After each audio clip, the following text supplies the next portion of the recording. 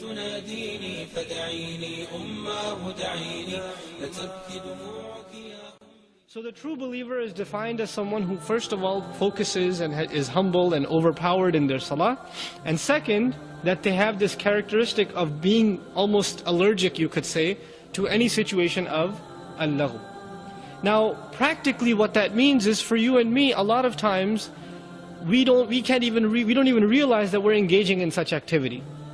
Small talk, unnecessary, just cracking jokes here and there. Now, making a joke here and there is okay, but if you're spending a half hour talking about just nothing, just hanging out, chilling, right? Now, you could argue, well, I'm not doing anything haram, I'm just hanging out with my friends, and we're just going out for some sandwiches, but that whole entire trip and that whole entire hangout session has no benefit in deen or dunya, except the food, then this was laghu.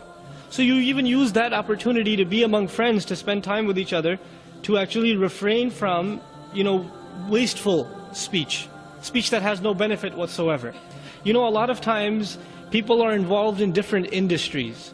Like for example, there are people that are all programmers, and they kind of naturally tend to have programmer friends. And accountants have accountant friends because they're in the same industry. Doctors have medical student friends, right? And it happens, business people have business friends. And it just, we form these professional acquaintances. And what happens is when you're sitting together in lunch break, what are you talking about if you're a techie? You're talking about the new software release that just came out, or the new version of what language just came out, or how the standards are changing and the protocols are changing, or the job market is hot over there and soft over here and stuff like that. Right? That's your entire half hour spent talking about that. If you're among friends, you're into video games or something, and I'm guilty of this too, among youth, You're talking about what new game came out, and man, it wasn't any good, and the ending was boring, and blah blah blah. You could spend endless amounts of hours just talking about this stuff. And now, subhanallah, shaitan has worked hard and produced new activities, new opportunities for us to engage in laghu by means of online role-playing games and all of these. Literally, you could sit behind a screen for hours in your virtual life, where you're known as, something Muslim X5 or something, and you're riding a spaceship and, building your empire on some planet, and you're in it for like hours and hours, and you have no idea what's going on in the real world, right? And this is happening. This is very, very real. Youth are involved in this kind of stuff all the time. And now there's, other opportunities for laghu, like Facebook or MySpace. My goodness, I got onto Facebook about a month ago in order to get in touch with some friends and to promote some Arabic classes and things like that online.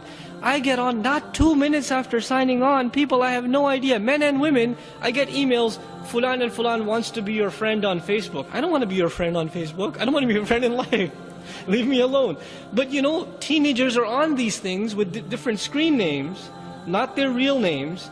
And they're on there and they have these double lives where they're getting to meet boys and girls, and all kinds of crazy stuff is going on in the Muslim living room, in their bedroom, because the computer's sitting there. So we've given them opportunities for al-laghu. We've given them such opportunities.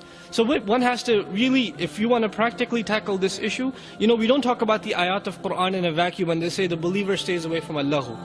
We have to address what are the forms of al-laghu, the attacks of shaitan by which he indulges the believer in wasting their time in our times. What are his attacks? If we don't understand his attacks, we can't defend against them. So what are the attacks in our times? It's the profuse use of the internet. It's the addiction to YouTube. What's the top video today? Right? What came out? And then, there's this addiction to television, of TV series. Oh my God, what's going to happen in the next episode?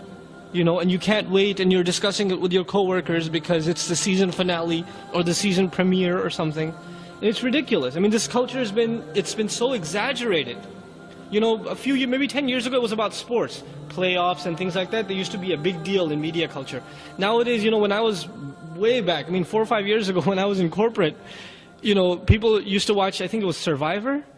And my coworkers, all non-Muslims, that's all they could talk about. Man, did you see Survivor last night? And one's like, man, no, I got stuck in traffic. I can't believe it. Did you record it for me? And this is their whole life. Is, these shows and these entertainment forums, and they're just addicted to them. Their entire lives are spent around them. And then it's incredible because there's such zombies. Muslims fall into this trap too. We become such zombies, then we end up buying their t-shirts and, their paraphernalia, and the action figures, and our kids want their video games. Spider-Man came out, you want to get a Spider-Man video game, and then Spider-Man action figure and a Spider-Man t-shirt, and it just keeps going and going and going, right? But there's this entire web of a trap that we've put our youth into. Where does it all begin though? What's the root of it? The root of it is a careless exposure to media.